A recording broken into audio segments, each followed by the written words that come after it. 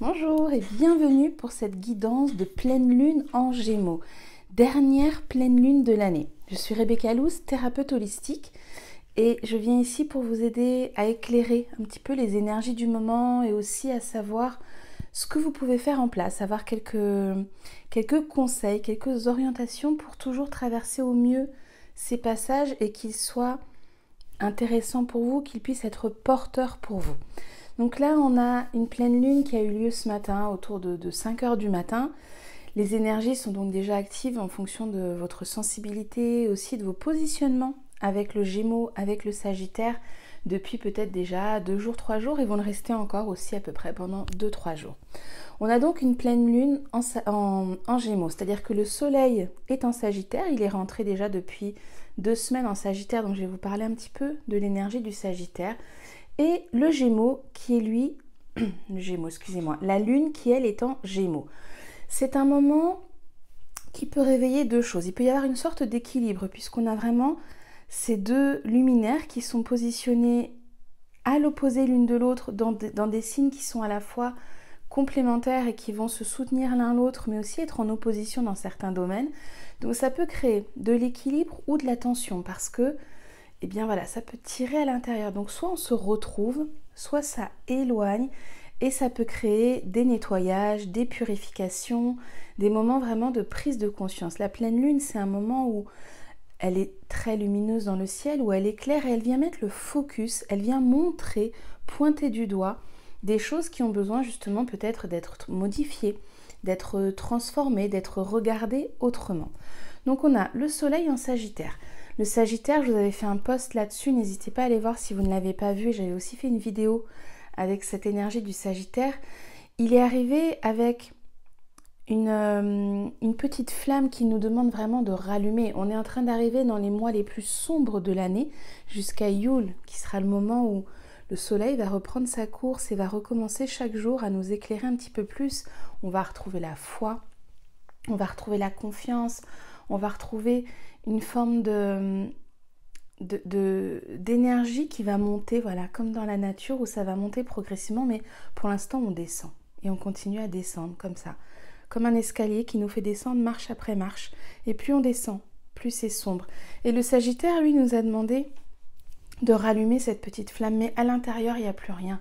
Dehors il n'y a plus de soleil, on se lève le matin, il fait nuit, le soir on rentre à la maison, il fait déjà nuit, donc il nous reste une seule chose à faire, c'est rentrer en nous, c'est aller voir à l'intérieur de nous quelle est cette lumière qui nous anime, quelle est cette flamme qui nous anime. Donc je vous conseille vraiment en ce moment encore plus que d'habitude, de trouver un temps, ces 2 minutes, ces 3 minutes, ces 5 minutes tous les jours pour faire des choses qui vous font du bien, qui vous plaisent, qui viennent justement alimenter ce feu. C'est pas le moment de se dire j'ai pas le temps, je suis fatiguée, parce que à chaque fois vous descendez un peu plus. Si vous voulez descendre avec une flamme allumée avec une torche, eh bien trouvez chaque jour un petit moment. Il vaut mieux faire 5 minutes par jour que 30 minutes à la fin de la semaine pour alimenter ce feu, comme un feu dans lequel on vient remettre une bûche régulièrement pour lui donner ce côté ronronnant, ce feu passionnant, ce feu chaleureux.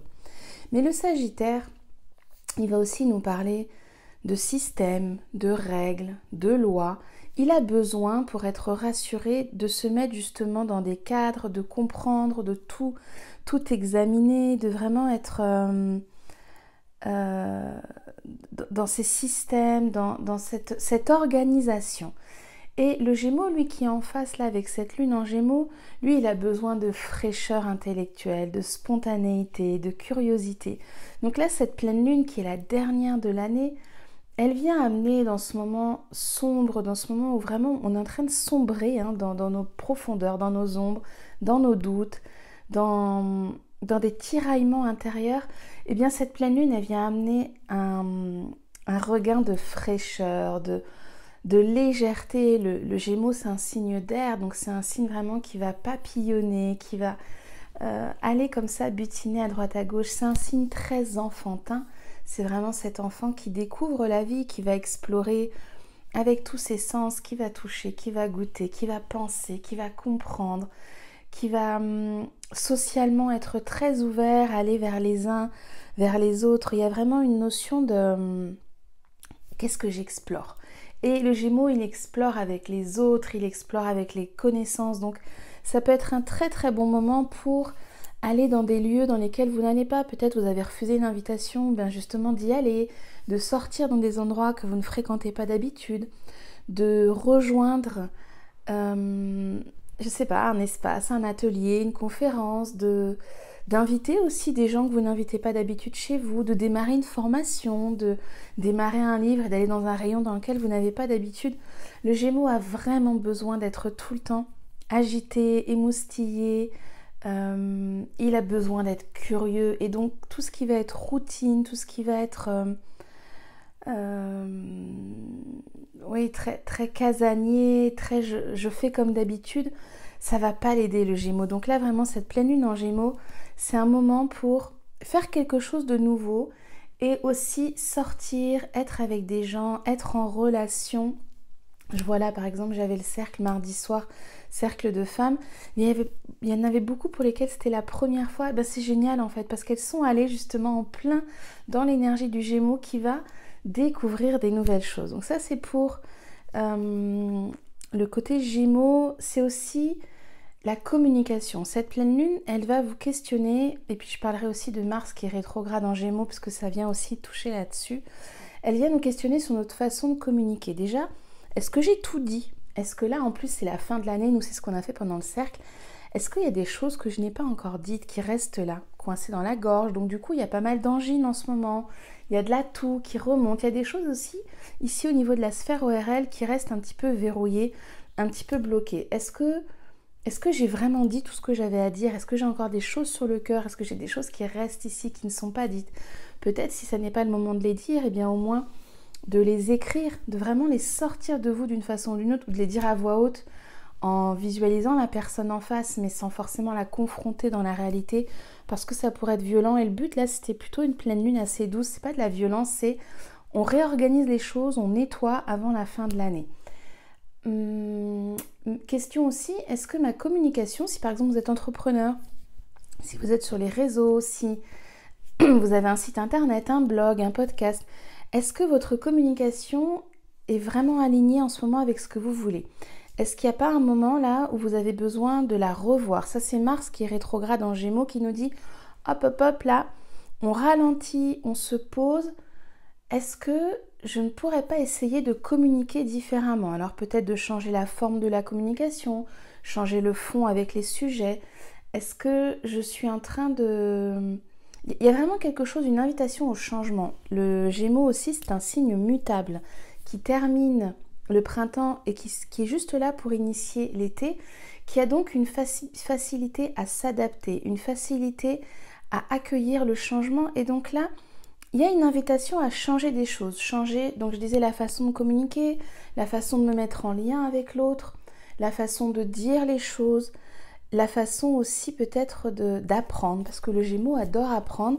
C'est peut-être un moment pour changer la façon d'apprendre. En tout cas, cette pleine lune, c'est vraiment un moment de pause, d'équilibre avant la fin de l'année, avant Yule qui va quand même nous amener à un changement d'énergie, à un moment de bilan et de retour en arrière, de flashback sur l'année 2022. Là, le Gémeaux nous demande un peu de légèreté, un peu de fun, un peu de jeu aussi. Ça peut être un très bon moment pour jouer. Donc revoir sa communication dans le sens la regarder, prendre le temps de faire le bilan, jouer, vous amuser, légèreté.